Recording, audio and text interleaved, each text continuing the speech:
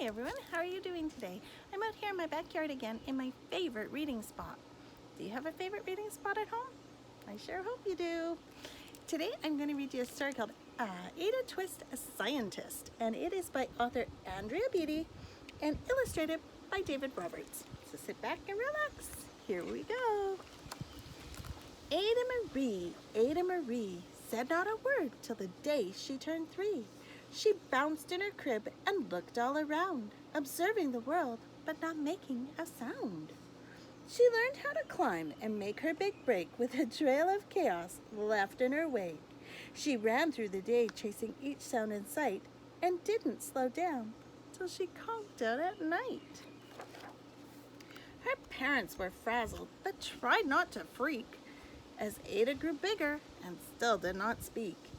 Clearly young Ada, with lots in her head, would have something to say when it ought to be said.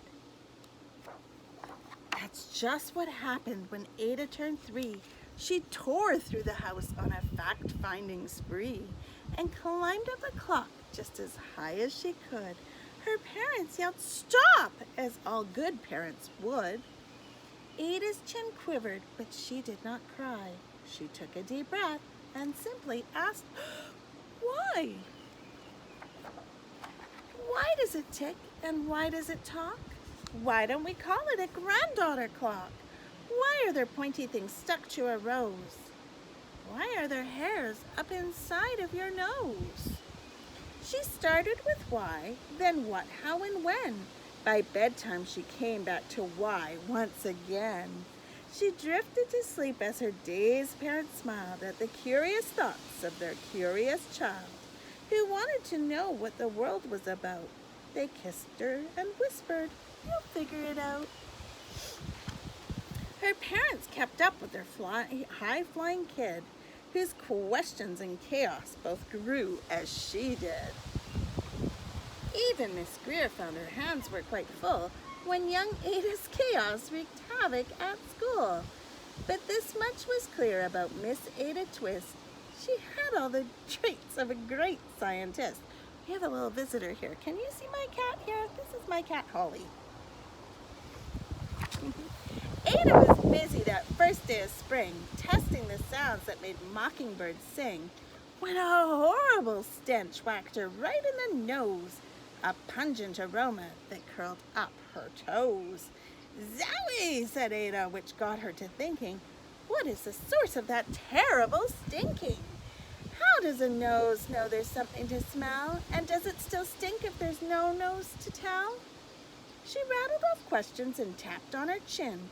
She'd start at the start where she ought to begin. A mystery, a riddle, a puzzle, a quest. This was the moment that Ada loved best. I'm going to show you something in this picture. Can you see anything that might have been stinky? I'm looking down here. We shall see. Ada did research to learn all she could of smelling and smells, both stinky and good. One hypothesis Ada thought could be true. The terrible stink came from Dad's cabbage stew. She tested and tested, but soon Ada knew it was time to come up with hypothesis 2. Then zowie, that stink struck again just like that. Hypothesis 2, it's caused by the cat. The cat couldn't make such a stink on its own. It needed perfume and some fancy cologne. So young Ada tested. The test was a flop. She started again, but her parents yelled, "Stop!" Ada Marie, to the thinking chair now by the time we count 3. "Enough," said her mother. "That's it," said her dad. Her parents were frustrated, frazzled, and mad. "Why?"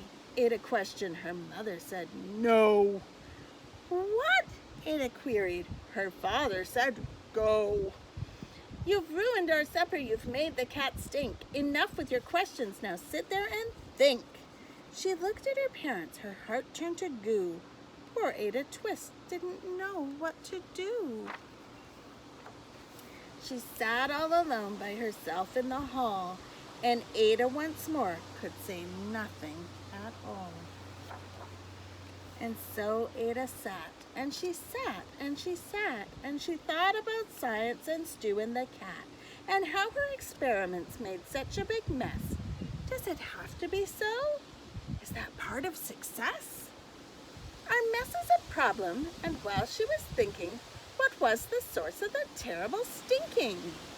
Ada Marie did what scientists do. She asked a small question, and then she asked two. And each of those led her to 3 questions more, and some of those questions resulted in 4.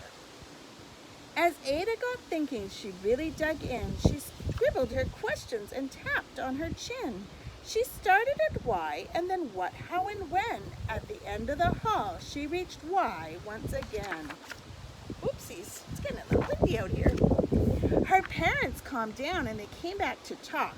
They looked at the hallway and just had to gawk. Not a patch of bare paint could be seen on the wall. The thinking chair now was the great thinking hall. They watched their young daughter and sighed as they did. What would they do with this curious kid who wanted to know what the world was about? They smiled and whispered, "We'll figure it out."